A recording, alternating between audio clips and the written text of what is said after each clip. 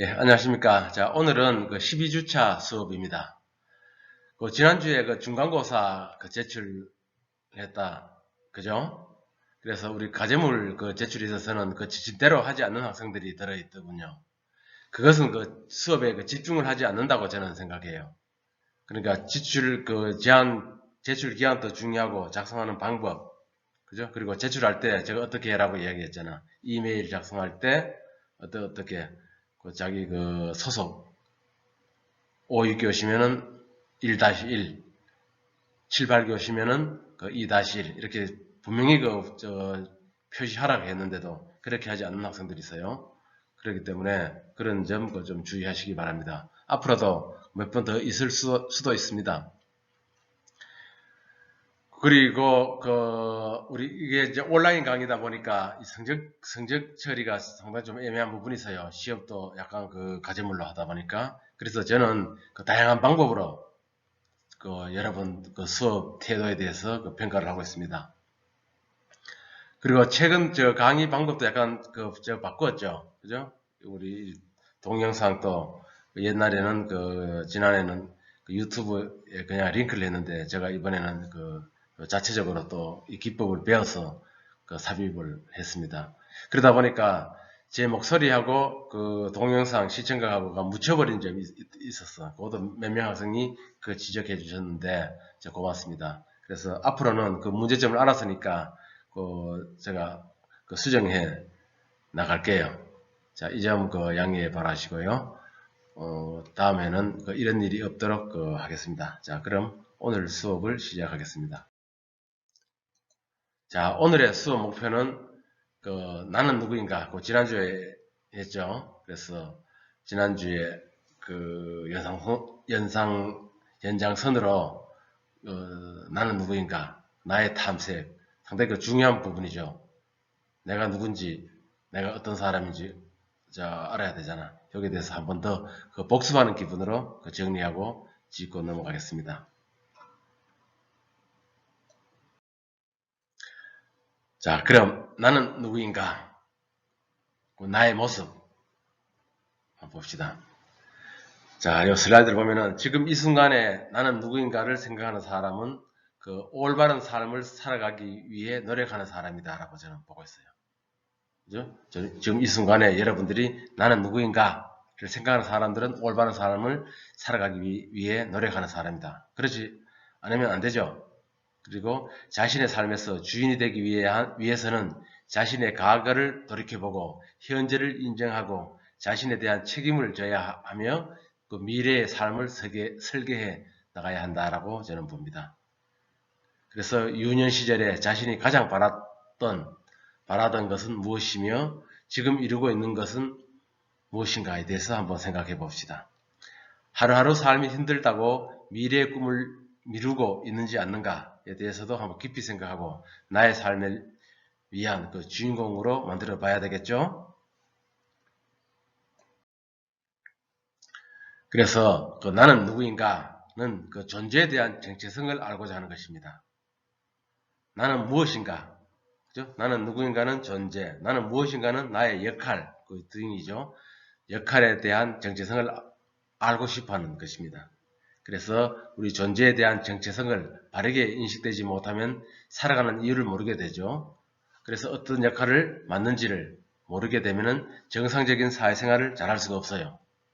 그래서 나는 누구인가에 대해서 구체적으로 작성하면 자신의 과거를 돌이켜보고 성취 스토리를 발견하고 우리 분석해 봐야 되는 거예요. 그죠? 그래서 우리 이러한 부분은 우리가 우리 실습을 통해서 해보도록 하겠습니다. 자, 여기는 뭘 하느냐면은 나는 누구인가에 대해서 한번 실습을 해보는 시간이에요. 그래서 우리 과거의 나, 현재의 모습, 미래의 모습, 그리고 지금 현재 나의 느낀 점, 이렇게 해서 원래는 우리가 오프라인 수업이면은 대면 수업이면은 제가 이것도 실습으로 합니다. 오늘 가끔은 실습으로도 하고 우리 과제도 내는데 오늘은 비대면 수업이다 보니까 온라인 수업이다 보니까 그렇게는 할 수는 없어요. 그래서 제가 오늘은 이 강의 자료를 별도로 첨부를 해 놓겠습니다. 지금 현재 띄워놓은 이야기를 제가 여러분들 직접 당장 과거의 나, 현재의 모습, 미래의 모습 이렇게 작성하라 그러면은 좀 금방 머리가 떠오르지 않는 것 같더라고. 그래서 제가 이 사례를 적어놨습니다. 앞에 과거의 나, 현재의 모습, 다음 페이지에 보면은 미래의 모습 그리고 느낀 점 이걸 잘 읽어보세요.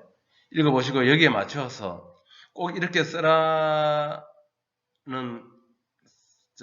이야기 않지만은 이걸 봐가지고 그죠? 이거 보고 여러분들의 과거, 현재, 미래를 맞추어서 쓰면 돼요.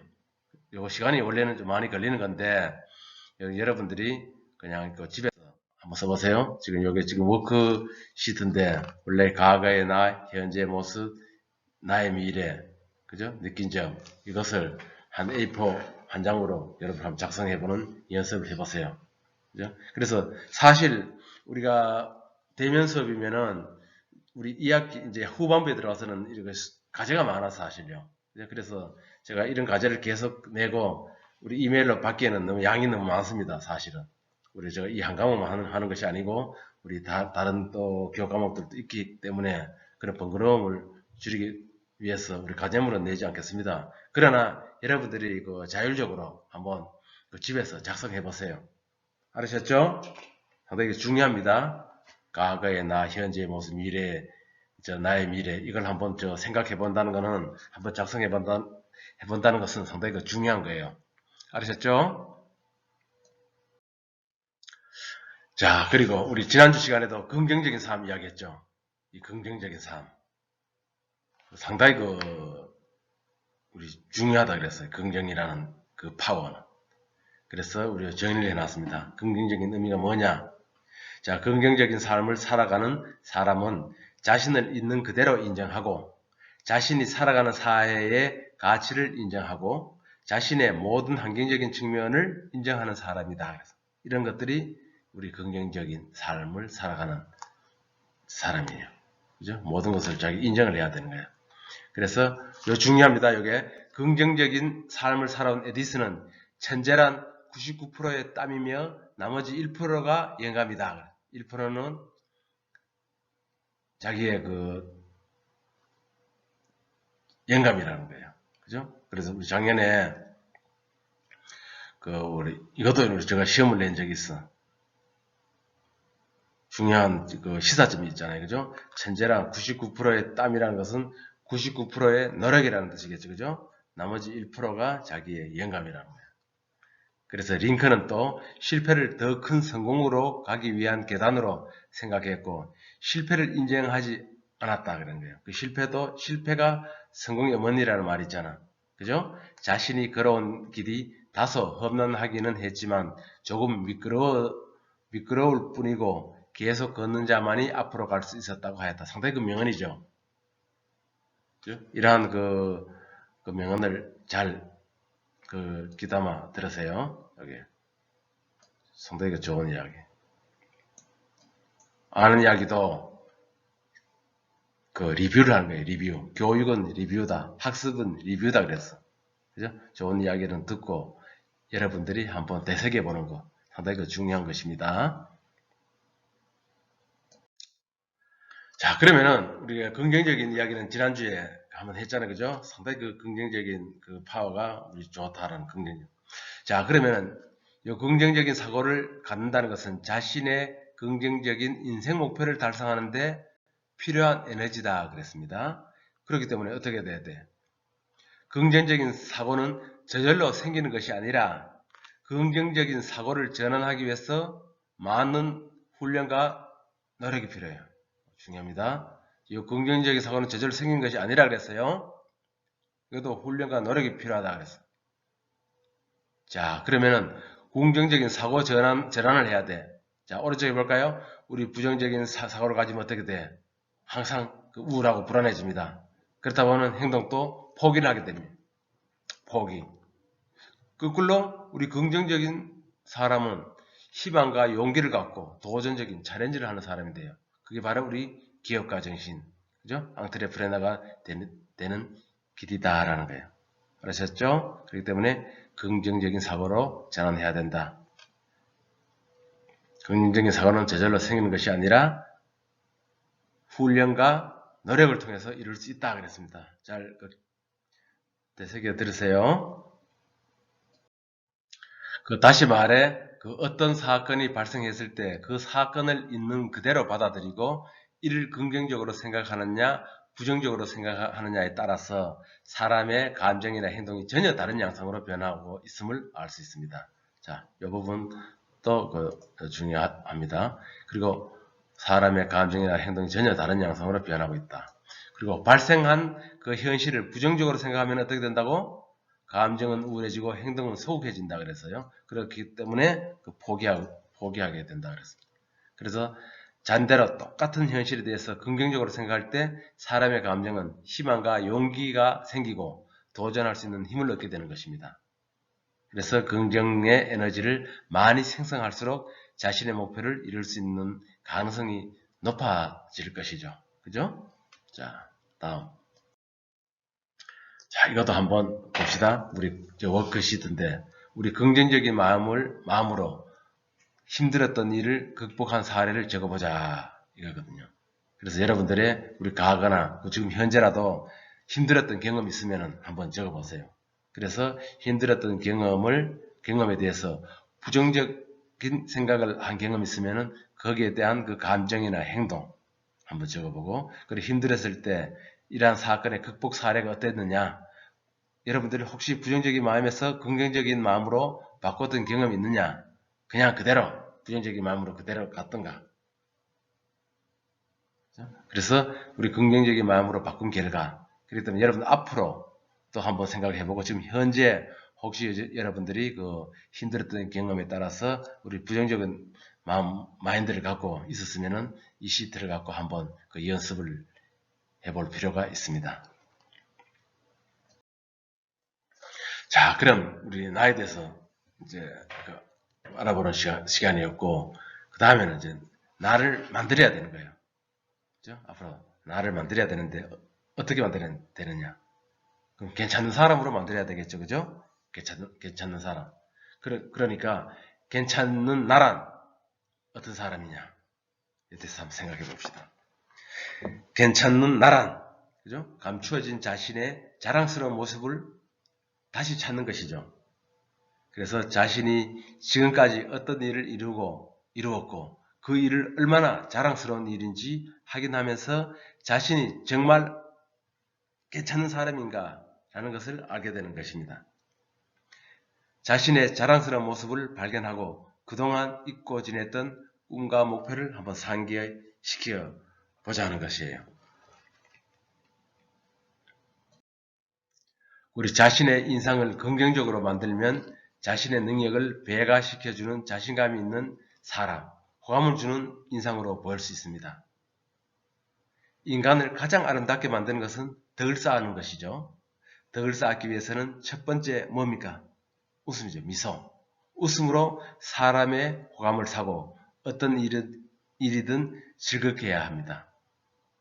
자, 둘째, 나는 행복해. 나는 운이 좋아. 세상은 살 가치가 있는 것이야. 라고 반복하고 외쳐야 돼. 이게 바로 긍정적인 거잖아요. 그죠? 긍정적인 마인드를 항상 몸에 익혀야 된다. 그리고 편안하고 좋은 인상은 하루아침에 만들어지지 않습니다. 좋은 인상을 만들기 위해서는 연습을 해야 되는 거야. 그래서 우는 얼굴의 생활화가 필요하다라고 저는 생각하고 있습니다. 자, 그러니까 우리는 연습을 해봐야 돼요, 여러분들이. 여러분, 웃음은 여러분 암세포를 죽인다라는 이야기 들어봤죠? 우는 자체로만 해도 웃음의 바이러스가 상당히 좋아요. 그래서 저는 항상 이렇게 이야기합니다. 여러분들 막 재밌는 이야기를 보고 우리 개콘 같은 거 보고 막 눈물 흘리면서 막 웃음을 못 참으면서 웃어본 적 있습니까? 우리 교수님 그런 게 많아서 우리 어렸을 때 얼마나 웃음이 많았는지 몰라요. 웃음이 많은 사람들은 잘 안 늙어. 그죠? 우리 동안. 그래서 입꼬리를 올려주고, 그죠? 거울을 보면서 여러분들 혼자 반복해보는 연습을 해야 된다는 겁니다. 그렇기 때문에 그 웃음이라는 것은 있잖아요. 그죠? 저는 항상 이렇게 이야기해요. 우리 아까도 막 눈물을 흘려가면서 얼굴 빨갛게 막 웃음을 못 참아서 막 땀을 흘려가면서 웃는 거 있잖아요. 그죠? 그렇게 웃으면은요. 우리 보약 한 첩을 먹는 거하고 똑같다 그랬어. 그래서 저도 이런 이야기를 자주 이야기를 합니다.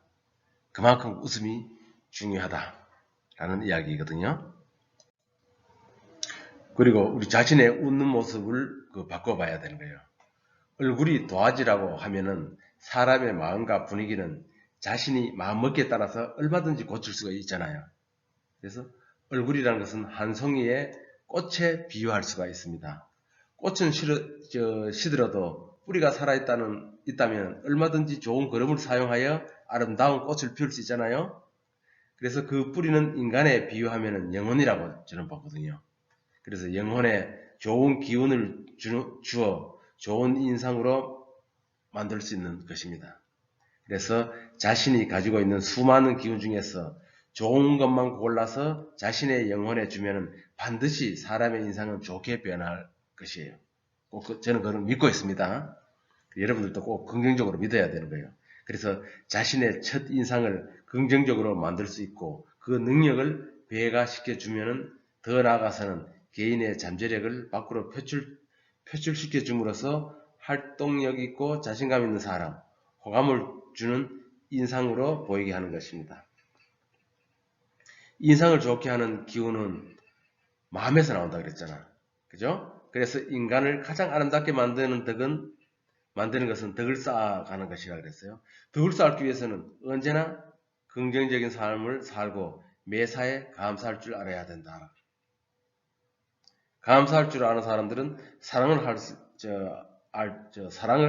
할 줄 알고 서로 믿음을 줄 수 있는 사람이라 그랬어요. 그래서 덕을 쌓기 위해서는 첫째, 웃음으로 사람의 호감을 사고 어떤 일이든 즐겁게 해라는 거예요. 그래서 아까 이야기했지만은 행복해, 운이 좋아, 세상에 살같이 있는 거야. 그렇죠? 이렇게 이야기하고 아침에 동이 트는 순간부터 반복해서 외쳐라. 성공한 사람들은 이렇게 한다더라고. 그러면은 거기에서 맞는 파동이 생겨서 생각이 바뀌고 습관이 바뀌고, 그죠? 인격이 달라질 것이라 하고 저는 생각하고 있어요. 그러니까 우리 편안하고 좋은 인상은 하루아침에 만들어지지 않습니다. 좋은 인상을 만들기 위한 연습은 우리 남성이 근육을 키우기 위해서 헬스기구로 꾸준히 단련하는 것과 같아요. 그렇기 때문에 우리 연습을 해서 얻어질 수 있다라고 제가 이야기했잖아요.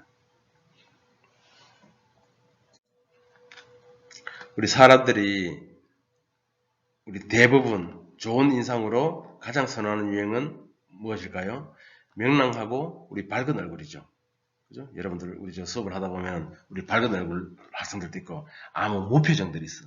그죠? 무표정은 그렇게 좋지는 않아요.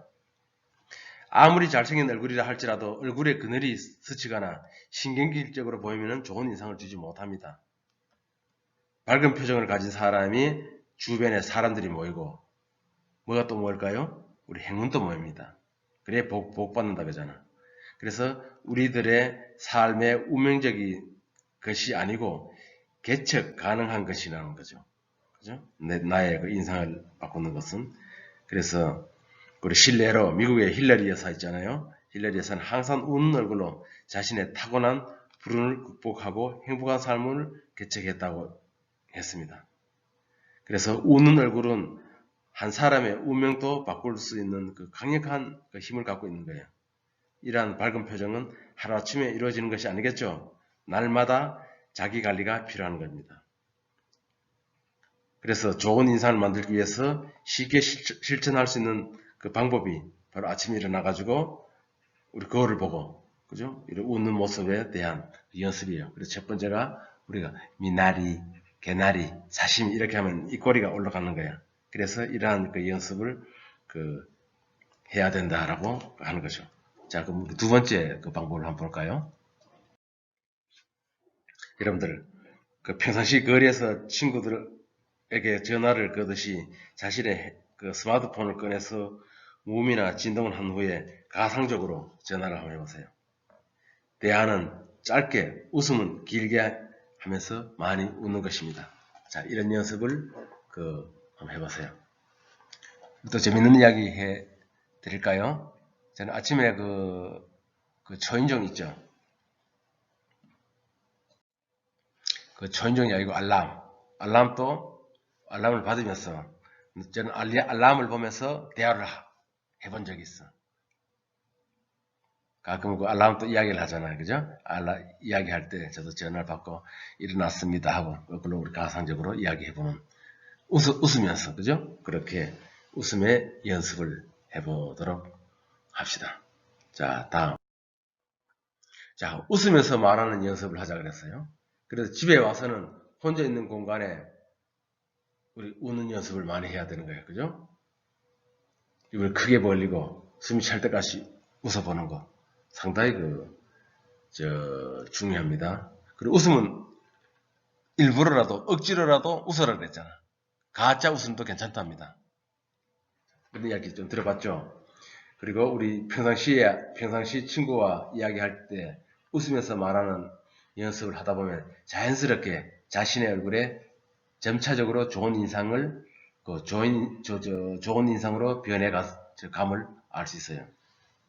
그래서 자신이 웃는 얼굴을 바꾸다 보면 건강해지고 인간관계가 좋아지고 좋은 직업에 좋은 회사에 취업이 되어 빨리 승진하고 사업을 하면 성공적으로 살아가는 기쁨을 알게 되는 거예요.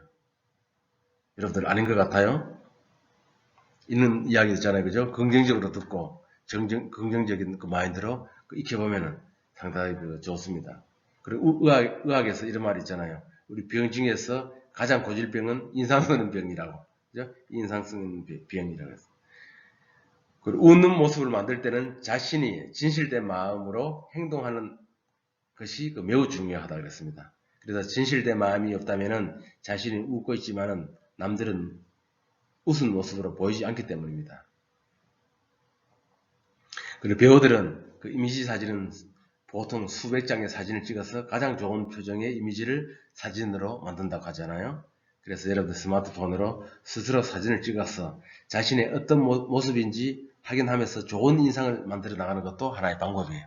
자, 여러분들 그 사진기, 그 스마트폰을 갖고 그죠? 셀카 오늘 밤에 많이 찍어보세요. 알았었죠? 지금도 우리 잠시 멈추어서 셀카 한번 찍어봐요. 셀카를 찍다 보면은 자기 인상도 상당히 많이 달라져요, 사실은. 우리 교수님도 있잖아요. 우리 셀카 많이 찍습니다. 혼자 심심할 때 스마트폰을 듣고 그 셀프를 찍다 보면은 본인의 그 이미지, 인상도 상당히 많이 다르다라는 것을 많이 느껴요. 하늘을 하늘을 천장을 보면서 그죠? 약간 눈꼬리를 올려서 찍는 거하고 내려서 찍는 거하고 정면으로 찍는 거하고 인상이 다르잖아. 그리고 웃는 모습, 이빨을 보이는 모습, 입을 다물고 있는 모습 이런 것들이 전부 다 달라요. 그래서 여러분들의 그 인상도 모르면 친구보다는 어찌 보면은 형제, 자매 있죠, 그죠? 그럼 엄마, 아빠, 여러분들 부모님하고 이런 이야기를 하면서 자기의 그 인상 관리도 하는 것이 바로 우리 자기 관리, 나의 관리의 한 요소라고 저는 보고 있습니다. 아셨죠? 오늘 꼭 한번 실습해 봅시다. 자, 이것도 마찬가지예요. 우리 인상 만들기, 첫 인상 만들기. 그러니까 괜찮은 나에 대해서 작성을 해봐야 되는 거예요. 자, 그렇게 보면은 그동안 자신의 가장 자랑스러운 모습을 여러분들 한번 적어보세요. 그리고 그냥 적어보면 안 되겠죠, 그죠? 가장 자랑스러운 모습이라고 생각하는 이유가 뭐냐? 그리고 여러분 또 감상을 해야 돼요. 느끼죠? 그죠? 이렇게 우리가 워크시트로 한번 실습을 해보는 것입니다. 그리고 우리 원래 이 수업이 우리가 50분, 50분, 100분이잖아요. 그죠? 우리 이런 수업도 하고 우리 실습도 같이 수업도 해가면은 1시간이 금방 가거든요. 근데 우리는 그런 시간이 없으니까 우리 온라인으로 상당히 지금 50분 하지만은 상당히 길게 한다라고 저는 여러분들이 생각하면 돼. 그죠? 여러분들 자습하는 태도가 중요하다. 자, 웃는 얼굴을 연습해 보는 것도 제가 우리 매뉴얼을 만들어 놨습니다. 그것도 천천히 여러분들 읽어보면 되겠어요. 오늘은 우리 이런 부분들은 제가 PPT PDF로 구워가지고 다시 올려놓을게요. 그래서 1단계, 2단계, 3단계, 4단계. 보니까 우리 4단계 보니까 부모, 형제, 친구에게 말할 때 의도적으로 웃으면서 말해본다가 있네. 그래서 우리 실천한 후에 우리 느낀 점을 작성해보고 실행하지 못했다면 그 이유를 적고 또 개선할 수 있는 방법에 나만에 있는 방법을 만들어야 되는 거예요. 아셨죠? 그래서 여러분들 여기 1단계, 2단계, 3단계, 4단계 있잖아요. 그죠? 이걸 반드시 실천해 보시길 바랍니다.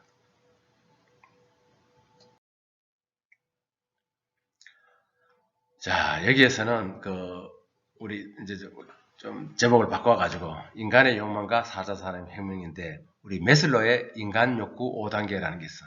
여러분들 고등학교 때 그 메슬로의 인간 욕구 5단계 한번 들어봤죠?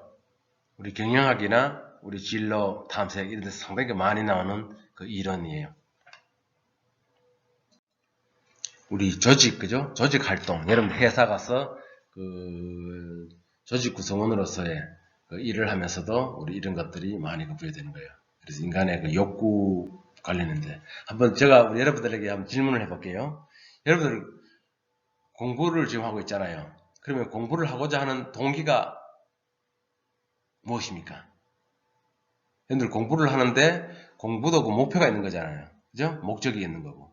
근데 어떤 사람들은 우리 어제 저는 그 실시간으로 그 원격 수업을 하나 한 데가 있는데 물어보니까 먹고 살려고 한다. 먹고 살기 위해서가 목적입니까? 아니죠. 우리 메슬로의 인간 욕구로 봤을 때는 생리적인 욕구 제일 하단에 있는 거예요. 그렇지만 여러분들 공부하는 목적은 뭡니까? 목적이 있어야 되는 거예요. 먹고 살기 위해서 공부하는 것이 아니에요. 물론 틀린 것은 아니지만 그렇기 때문에 이러한 그 동기가 있어야 된다라는 이야기거든. 그럼 동기가 뭐냐?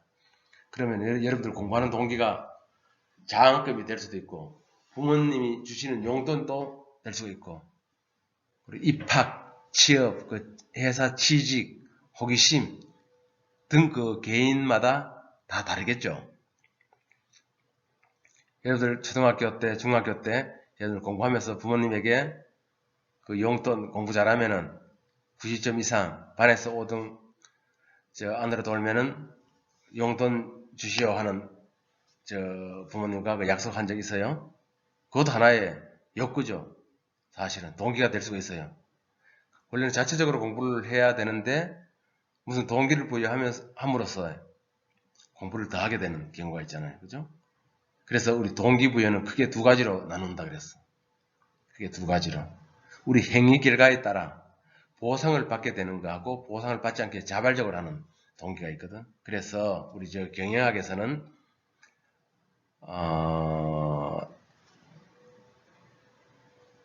우리 이 부분은 제가 우리 PPT로 되어 있는데요. 요거 내용을 적어가지고 한번 다시 올려드릴게요. 오늘은 지금 구두로만 설명드릴게. 자, 동기부여는 크게 두 가지로 나눈다 그랬어요. 그 행위 결과에 따라서 보상을 갖게 되는 것은 우리 외적 동기라고 하는 거예요. 그래, 자체적으로 즐겁거나 관심이 있거나 자발적으로 하는 것은 내적 동기라고 하는 거거든. 그래서 우리가 심리학자 레터가 그 아이들의 그 두 그룹을 나누어 가지고 우리 그림 그리는 실험을 했습니다. 그래, A그룹은 원하는 그림을 그리게 했고 우리 B그룹은 그림을 그리면서 상을 준다는 그 보상을 주는 거예요. 그죠? 상을 준다는 그 전제 조건으로 그림을 그리게 했습니다. 그러면 결과가 어떻게 될까요? 다르겠죠? 그래서 일주일 후에 동일한 실험을 해봤습니다. 그런데 우리 단 B그룹에서는 이번에 특별한 상이 없다라고 했어. 상 없이 그려라 그랬거든. 그러자 우리 B그룹에는 어땠습니까? 그림을 그리는 횟수가 줄어들었고 좀 소홀했다는 거예요. A그룹은 거꾸로 오히려 그리는 횟수가 늘고 좋은 그림이 나왔다라는 이야기예요. 이것은 무슨 이야기를 하면은 우리 보통 외적 동기는 수동적이며 약하다는 거예요. 내적 동기는 능동적이고 우리 강하다는 거예요. 그렇기 때문에 자발적인 게 상당히 좋죠. 여러분들이 그 자발적으로 하는 것이. 그래서 성장과 성취를 추구하는 우리도 어떤 그 외적인 보상만 지나치게 쫓기는 것보다는 스스로 몰입하여서 내적 동기를 갖는 것이 좋지 않겠느냐 하고 저는 보고 있습니다. 그러니까 우리 한편 그 내적 유발이 쉽지는 않습니다. 여러분들 자발적으로 한다는 것이. 그렇기 때문에 그 대상과 그 상황에 따라서 외적 동기가 필요한 것은. 당근을 주고 채찍과 당근을 줘라 하는 게 있죠. 그래서 여러분들 제가 이제 이런 기업가 정신, 사자산업연과 미래설계 이런 수업을 하면서도 저도 우리 여러분들에게 어떻게 하면 합이 되고 마음의 벽을 조금씩 허물고 좀 더 친해질까라고 더 친하면서 이 수업을 좀 더 재밌게 해볼까라고 저는 많이 고민을 하고 있어요. 얼굴은 못 보고 수업을 하지만은 그래서 우리 배웠던 동기부여 이론을 익히고 공부하는 차원에서 이 동기부여 이론에 대해서 저는 좀 이야기를 해보고자 합니다. 왜 동기 이론이 중요하냐? 여기 우리 메슬로우에 있잖아요, 그죠? 인간 욕구 5단계는 중요합니다. 여러분들 꼭 우리 대학생으로서는 좀 알고 넘어가는 것이 좋아요. 그래도 메슬로우의 인간 욕구는 이렇다라는 것을 알아두는 것과 모르고 지나는 것은 전혀 다르겠죠. 그럼 우리 제일 하단에 있는 이게 뭐죠? 우리 생리적 욕구. 여러분들 배고프면 어떻게 돼요? 만사가 싫죠. 그러니까 의식주죠. 그리고 잠을 못 자면 어떻게 돼? 상당히 짜증나 이거죠? 상당히 고통스럽고. 그리고 배고프거나 잠자거나 그다음에 또 옷을 입고 다녀야 되잖아. 그죠? 춥고 더울 때. 그리고 화장실도 가고 이런 것들이 여러분들의 생리적인 욕구예요. 그러면 이 생리적인 욕구가 다 이루어진다면은 어떻게 돼? 두 번째, 우리 안전의 욕구. 여러분들이 안전을 경계를 하는 부분들이 있어요. 그리고 육체적, 경제적, 심리적으로 상처받지 않고 안전하기 위한 추구를 하게 되는 거예요. 그리고 우리 3단계는 우리 인간 소속과 애정의 욕구라는 건데 인간은 사회적 동물이잖아요. 그래서 인간은 사랑하고 싶은 마음과 어울리고 가족을 이루는 등 소속감을 갖는 욕구를 갖고 있습니다. 이 중에서도 스스로 인정받는 자기 존중과 자율성, 성취감이 상위에 있고 타인에게 인정을 받는 명예 권력이나 이런 부분이 하위 욕구에 속하는 거예요. 그래서 우리 4단계에는 존경과 욕구, 5단계는 자아 실현의 욕구라는 거예요. 우리 최고의 욕구죠. 그러니까 우리가 이것들이 어디에 해당되느냐 하면은 우리 메슬로에 따르면은 하위 단계 욕구가 충족되어야만이 다음 단계에 욕구가 생긴다라는 거예요. 그래서 이미 충족된 욕구는 동기유발에 영향을 주지 않습니다. 결핍하고자 할 때 동기유발이 된다는 거죠. 그래서 욕구 단계설은 기업의 인사적 측면에서도 우리 복지 제공이나 혜택 제공에서 연결돼요. 승진이나 보너스, 그 다음에 후생 복리 이런 것들에 기업에서는 관련하고 있죠. 그래서 만약 안전의 욕구가 충족하지 못하면 직원에게 존경이나 자아 실현을 제시한다면 동기유발이 일어날까요? 일어나지 않겠죠.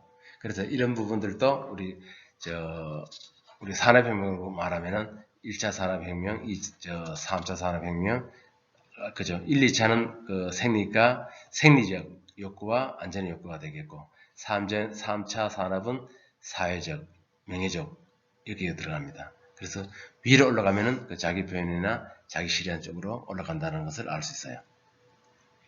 자, 메슬로의 인간 욕구, 우리 이 동영상을 보면은 심리학자 아브라함 메슬로우는 인간에게 존재하는 욕구는 단계를 지닌다는 욕구 5단계설을 주장했습니다. 보다 우선적인 단계의 욕구가 채워지면 다음 단계의 욕구가 생겨난다는 가설이지요. 1단계의 욕구는 바로 생리적인 욕구, 즉 물, 음식, 산소 등 생명 보존에 필요한 것들을 충족시키고자 하는 욕구입니다. 2단계는 안전에 대한 욕구입니다. 당장 생명 유지는 가능하더라도 만약 맹수가 출몰하는 숲 한가운데에 있다면 피신할 곳을 찾게 되겠지요. 3단계는 소속감을 느끼고 싶어하는 욕구입니다. 나는 혼자가 좋은데? 라고 생각하실 수도 있지만 혼자 있다가도 누군가와 소통하고 싶거나 함께하고 싶다는 감정이 드는 것이 인간이지요. 지구상에 당신 혼자 남았다 생각해보세요. 얼마나 고독할까요? 4단계는 존중에 대한 욕구입니다. 즉, 누군가가 자신을 칭찬해주고 인정해주는 것을 추구하는 것이지요. 누구나 칭찬을 들으면 기분이 좋고 사람들에게 인정받고 싶어 합니다. 5단계는 자아실현에 대한 욕구입니다. 자아실현이라는 단어를 한 번쯤은 들어보셨을 겁니다. 상대방의 인정을 얻어도 자기 스스로에 대한 만족과 실현이 이루어지지 않는다면 뭔가 아쉬움이 남을 겁니다. 물론 예외는 있지만 이러한 매슬로우의 5단계 욕구는 꽤나 높은 타당성과 설득력을 가지고 있습니다. 그렇다면 여러분들은 어떤 단계에 위치하고 있을까요? 물론 생명 유지의 욕구인 1단계, 안전에 대한 욕구인 2단계는 충분히 충족되고 있을 것이고 소속감에 대한 욕구인 3단계 또한 많은 분들이 충족하고 있을 것입니다. 해당 분야에서 인정을 받고 계시는 분이라면 인정에 대한 욕구인 4단계를 충족하고 계실 거고요. 그렇다면 마지막 5단계인 자아실현은 어떠하신가요? 자아실현은 나머지 4단계와 다르게 자신이 정한 주관적 기준에 의해서 그 욕구의 정도가 결정됩니다. 즉, 자신이 생각하는 자아실현의 기준이 높다면 그 기준에 달성하기까지 자아실현에 대한 욕구를 계속해서 느낄 것입니다. 그리고 이 욕구는 당신을 움직이게 만드는 원동력이 됩니다. 우리가 흔히 말하는 대단한 사람들, 그들의 공통점은 자아실현에 대한 욕구가 매우 큰 사람들이라는 것을 알 수 있습니다. 자신이 정한 기준을 충족시키기 위해서 끊임없이 노력하는 사람들이지요. 그리고 이러한 인간의 지속적이고 끝없는 자아실현 욕구 덕분에 우리는 많은 발전을 할 수 있었습니다. 우리에게 자아실현의 욕구가 없었더라면 현재와 같은 세상 또한 없었을 것입니다. 자, 멘탈 케어의 알면 유용한 상식 도움이 되셨나요? 도움이 되셨다면 구독과 좋아요로 저를 응원해주세요. 시청해주셔서 감사합니다.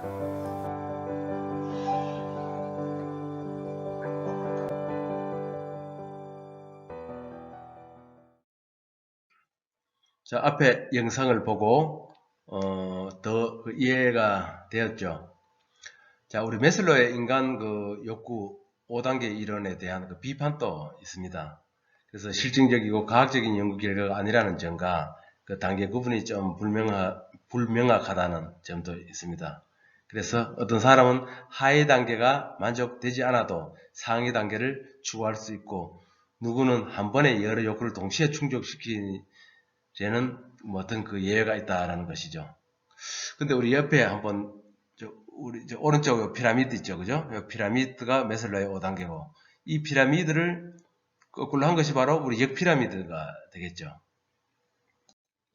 근데 제일 위에 그 5단계인 자아실현 욕구가 오히려 원초적이며 근원적인 욕구라고도 인정하는 사람들이 있어요. 그래서 먹고 사는 걱정이 덜하고 창의적 발상이 중요시되는 이 지금 시대에 그 역피라미드 형태가 더 맞는 것 같다라는 건데, 예를 들어 우리 4차 산업혁명 시대에는 어떻게 될까요? 지금 여러분들의 아까 그 추구하는 목적이 뭐냐고 했을 때 먹고 살기 위한 거라 그랬잖아. 먹고 살기 위한 목적이라고 하면 최하위가 되는 거예요. 이거는 먹고 살기 위한 거는 당연히 그 깔고 가는 거고, 목적은 뭡니까? 자아실현이잖아요. 여러분들이 어떻게 목표를 갖고 있는 자아실현의 그 의미의 욕구가 제일 상단에 있기 때문에, 거꾸로 이 피라미드는 이 생존의 욕구는 옛날에는, 그죠? 아까 이야기했던 1차 산업혁명 시대, 2차 산업혁명 시대에는 이 생존의 욕구, 지속 욕구가 강했지만은, 여기가 넓었지만은, 지금 역피라미드 시기에서는 거꾸로, 지금 현재 시대는 거꾸로 위에가 되겠지, 그죠? 자아 실현과 자기 표현의 욕구, 안전 욕구가 그걸로 더 위가 된다라는 것. 이런 점들도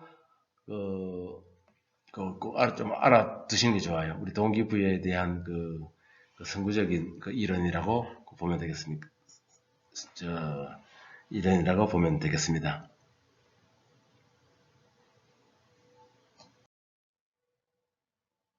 자, 당신이 행복하기 위해서 필요한 것은 이렇게 우리 교수님이 여러분께 물으면은 뭐라고 이야기할까요? 우리 돈, 가족, 건강, 친구, 직업, 사랑하는 사람 등 어떤 것이 있으면 행복할 수 있을까요?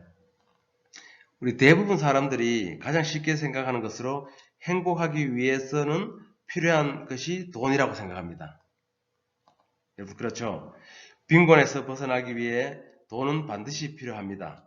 그러나 문제는 사람들이 돈을 벌면 벌수록 그만큼 더 행복해질 것으로 생각하지만은 사실은 그렇지 않다는 거죠. 가난에서 벗어나는 돈은 당신을 행복하게 만들지만 돈이 계속해서 사람을 행복하게 만들지는 못한다는 것이죠. 우리 대부분 사람들은 내가 원하는 것을 얻어지면 행복하다고 믿는 경우가 많이 있죠. 우리 예를 들면 고급 승용차를 사면 행복할 것이다. 새 집을 살면 행복할 것이다. 애인이 생기면 행복할 것이다. 뭐 등등. 꼭 그럴까요? 내가 원하는 바를 성취하면 행복해질 것이라고 믿습니다. 물론 행복해질 수도 있겠죠. 그러나 저는 착각이라고 봅니다. 인간은 새로운 긍정적인 경험으로부터 많은 그 즐거움을 얻죠.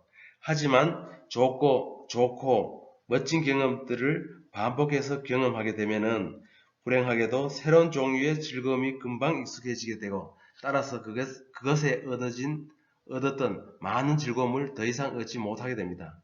그래서 일반적인 상황에서는 특정한 상황 변화는 이렇게 쾌락 적응을 자주 수반하는 거죠.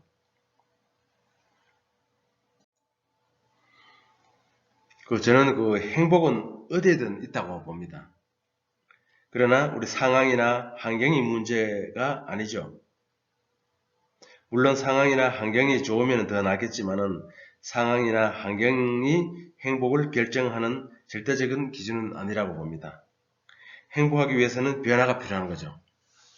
쾌락의 적응을 벗어나기 위해서는 스스로 노력을 필요로 하는 의도적인 변화를 만들어내는 것이 필요한 겁니다. 그래서 우리는 우리의 뇌는 끊임없이 변화와 긍정적인 경험들의 만족감을 느끼게 되고 행복감을 느끼게 된다고 합니다. 그래서 그렇게 하면 어떻게 해야 되느냐? 당신이 행복하기 위해서는 필요한 것은 우리 새로운 취미를 배우거나 새로운 단체에 가입하거나 커뮤니케이션이죠.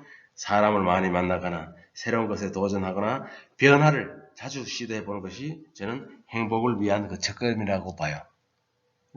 그러니까 여러분들도 이러한 것을 좀 명심해 가지고 우리가 행복을 한번 생각을 해보는 것이 필요하다고 생각합니다.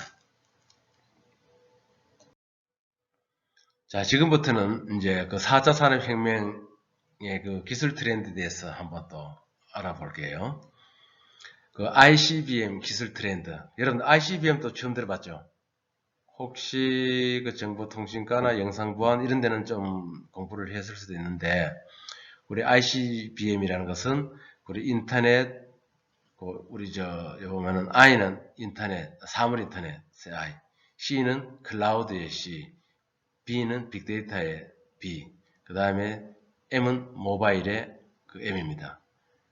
그래서 ICBM이라고 이야기하거든. 여러분들 ICBM만 알고 학교 졸업을 해도 우리 밖에 나가면은 우리 박식 있다고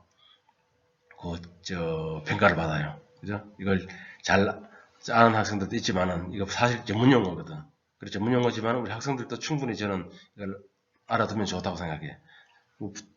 전부 다 아는 내용이잖아요. 그죠? 그런데 아는 내용에 머리 글자에 ICBM에서 이 기술이 어떤 것이냐.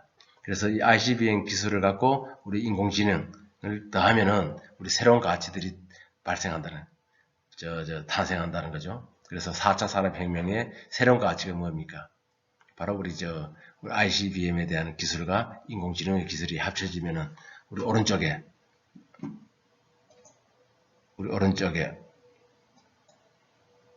그죠? 새로운 가치들이요. 스마트 공장, 생산 비용 절감, 뭐 자율자동차, 교통사고 감소, 뭐 스마트홈 등등 이러한 그 가치들이 있잖아요. 그죠? 이런 것들이 새로운 가치라고 보고 이 ICBM이 상당히 중요하다라는 것을 알고 우리 몇 개 동영상 시청을 하겠습니다.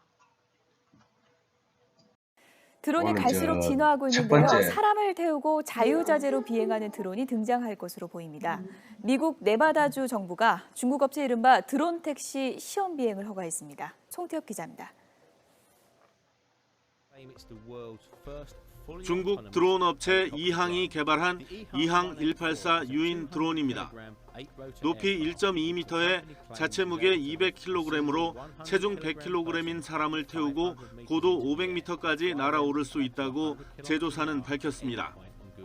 승객이 좌석 앞 터치 스크린에 목적지를 입력하고 이륙 버튼을 누르면 컴퓨터가 최단 거리를 계산해 자동으로 비행합니다. The main feature for this air vehicle is that it's an autonomous flight. That being said, when you're sitting in there, you're not a pilot. You don't need to get a license. You're more like a passenger. Sit in there and enjoy.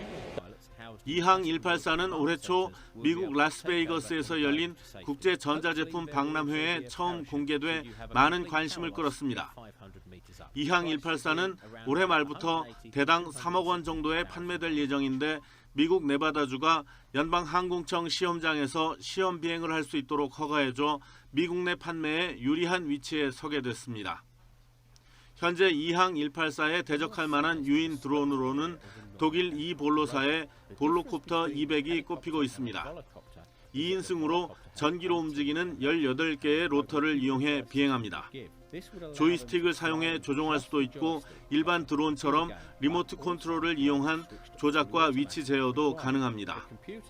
Rather than being fully autonomous like the EHang, Volocopter wanted to give the pilot the fun of flying, but with all the advantages that a fully computerized system could give.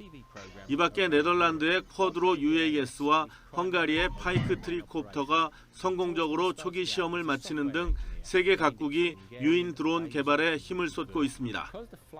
YTN 송태엽입니다.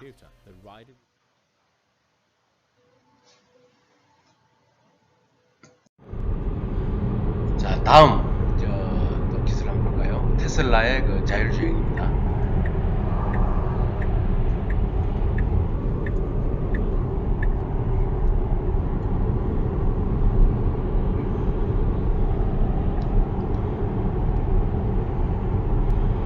무인 자동차입니다.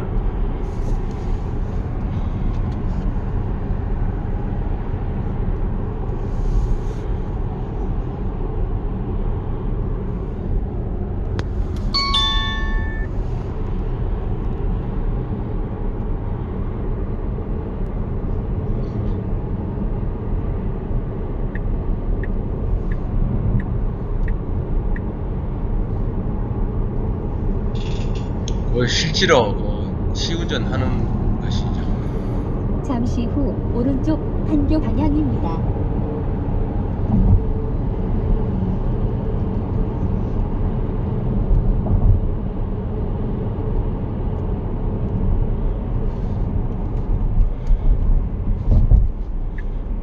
우리 직선거리만 가는 것이 아니고 또 그 길을 따라서 가는 것이 보이죠.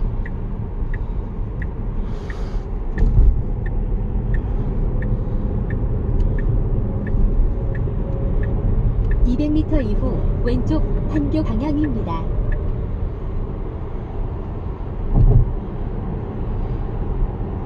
잠시 후 왼쪽 판교 방향입니다.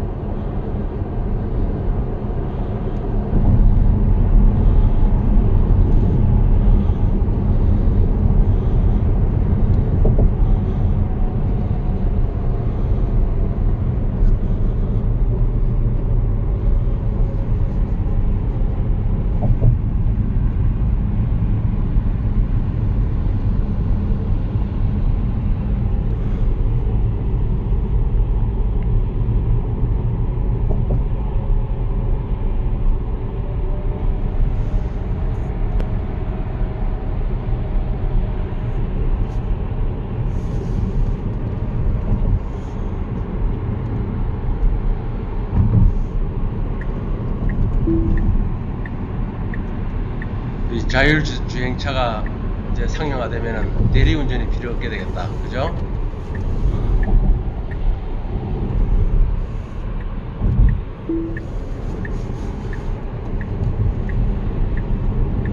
운전면허도 그냥 그 운전하는 면허증이 아니고 자동차 관리하는 면허증으로 바뀌겠죠. 이게 NOA의 위험입니다. 거의 자율주행에 가까워 왔습니다.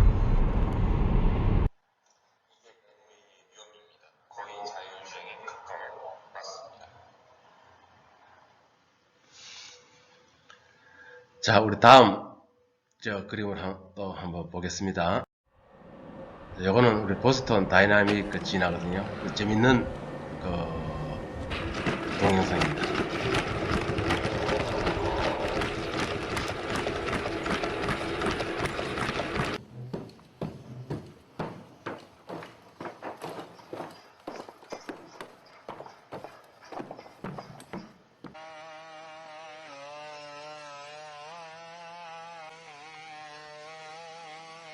거의 우리 사람하고 똑같죠?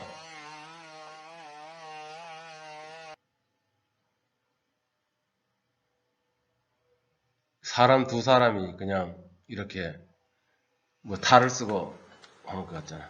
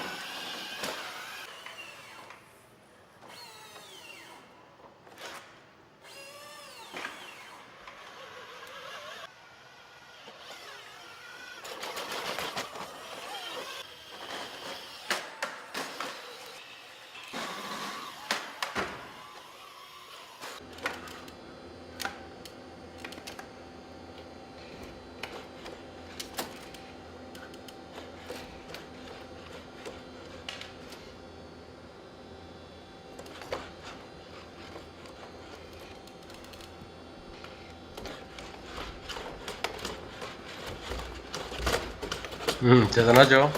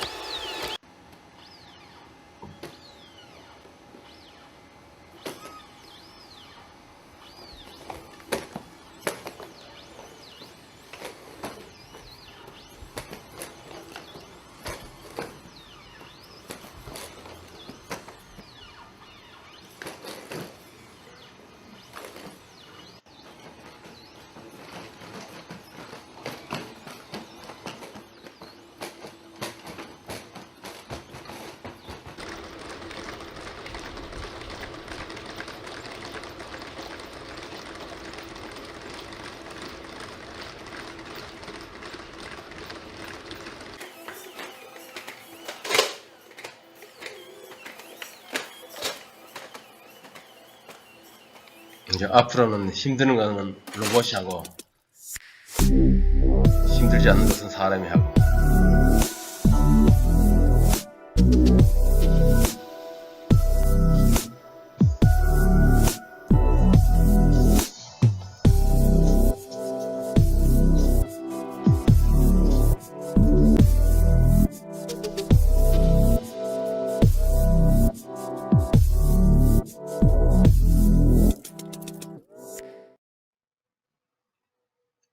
앞에 그 동영상 재밌었어요? 재밌죠? 그래요. 자, 앞으로는 우리 이제 수업이 한 얼마 안 남았다, 그죠? 그래서 우리 시간 관리, 목표 설정, 뭐 강점 찾기, 그 미래 설계, 그 로드맵, 본인의 그 로드맵 설계 이런 식으로 해서 그 자기 개발과 개발에 대해서 이제 해가면서 오늘 이제 그 4차 산업혁명의 그 기술 트렌드를 같이 믹스해서 그 수업을 할게요. 그죠? 우리 짧은 시간이니까 좀 될 수 있으면 많은 정보를 얻어가는 것이 좋잖아. 그죠? 그래서 또 자기 개발하는 그 로드맵도 작성하고 우리 이런 또 새로운 기술들도 한번 눈으로 시청하는 것도 상당히 저는 좋다고 생각합니다. 우리 짧은 시간이지만은 우리 많은 그 정보를 여러분들이 많이 갖고 갔으면 해요. 그래서 우리 어쨌든 오늘 배운 그 ICBM의 기술 트렌드 정리를 하자면은 우리 지금까지는 우리 산업의 역사를 우리 배워봤잖아. 산업혁명의 그 전개 과정. 크게 우리 5가지로 구분할 수가 있습니다. 1차 산업혁명은 뭐죠? 우리 수작업에서 자동화로 바뀐 시점이 우리 18세기에서 우리 18세기 후반에 영국에서 이제 시작됐잖아요. 그래서 우리 열 에너지를 이용한 그 전기기관이 등장하면서 공장에서 생산 방식이 자동화된 것으로 자동으로 변한 것이고, 그리고 19세기 후반에는 전기에너지가 발전됐어요. 그죠? 전기에너지가 발전되면서 컨베이어 벨트가 등장했는데 이때 바로 2차 산업혁명이 일어났다고 보면 돼. 2차 산업혁명의 특징은 그 컨베이어 벨트 방식으로 인한 대량 생산의 혁명이죠. 그죠? 그리고 20세기 후반에는 이제 인터넷이 등장한 3차 산업혁명이 발생된 거고, 또 인터넷 등장으로서 정보 공유가 빠르게 확산됐잖아요. 그래서 3차 산업혁명을 우리 정보혁명으로도 불렀어요. 디지털 혁명. 그리고 3차 산업혁명의 특징은 우리 기술의 진보라고 했습니다. 정보가 빨라지면서 우리 20세기 이전과 비교할 수 없을 정도로 기술의 발전 속도가 급격하게 빨라졌다는 것을 알 수 있어요. 그래서 기술의 급격한 그 진보 속도로서 4차 산업혁명이 발생한 지 50년이 되지 않았어 벌써 우리 4차 산업혁명이 발생된 거예요. 이제 걸음마 단계고 앞으로 계속 이제 지속되어 갈 거잖아.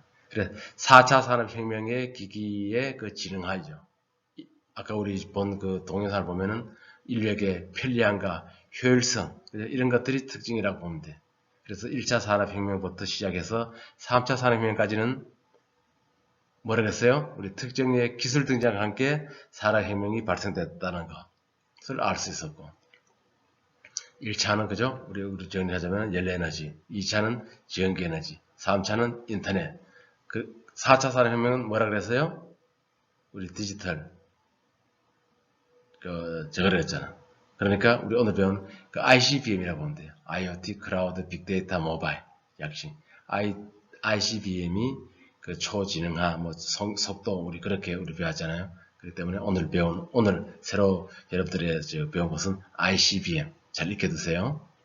그래서 ICBM의 그 핵심 그 기술이 바로 아까 좀 방금 이야기했던 그 인터넷이나 클라우드, 빅데이터, 모바일을 했잖아. 그래서 이러한 용어가 부상하는 이유는 4차 산업혁명의 서비스 형태가 통합되고 통합되는 형태로 나타나기 때문입니다. 쉽게 말해서 그 사물 인터넷, 클라우드, 빅데이터, 모바일 이런 것들이 통합한 형태로 제공된다는데 큰 의미를 갖고 있어요. 그죠? 그래서 오늘은 이것으로 마치겠습니다. 오늘 그 댓글은 있잖아요. 여러분들이 자유롭게 적어주면 되는데 될 수 있으면 여러분들 프라이버시에 접목하지 않으면은 우리 아까 워크시트 있잖아. 그죠? 여러분들 워크시트 했던 부분들을 적어줘도 돼요. 그리고 혹시 나는 이런 것들을 우리 교수님에게 보내주고 싶다는 생각하시면은 제 이메일 있잖아. 그죠? 이메일에서 그 워크시트를 여러분들이 그 자습한 내용들을 저한테 보내줘도 됩니다. 그러면 제가 한번 볼게요. 의무는 아니지만은 그 자율로 맡기겠습니다. 그 공부는 자기가 해야 되잖아. 그죠? 그러니까 어쨌든 그리고 이메일 보낼 때는 항상 4차 산업혁명과 미래설계 1-1, 2-1 그죠? 여러분들 569교시인가 789교시 구분을 반드시 해야 돼요. 그렇게 하지 않으면 저는 막 지금 다른 과목하고 겹쳐가지고 사람을 찾을 수 없어. 이메일이. 그럼 짜증난단 말이야. 그럼 짜증나면 어떻게 되죠? 안 좋잖아. 그죠? 그럼 괜히 불쾌해진단 말이에요. 반드시 이메일을 보낼 때는 소속 밝히세요. 누구입니다. 또 본론에 들어가서 본론에서도 써놔야 돼. 그래야 이메일을 받아보고 또 누군지도 확인하고 또 출력을 했을 때 여러분들이 누가 보냈는지 알잖아. 그렇지 않고 그냥 보내면 제가 좀 헷갈려요. 아셨죠? 자, 그럼 오늘 좀 시간이 좀 오버됐는데 여러분들 천천히 제가 이제 이 자료도 우리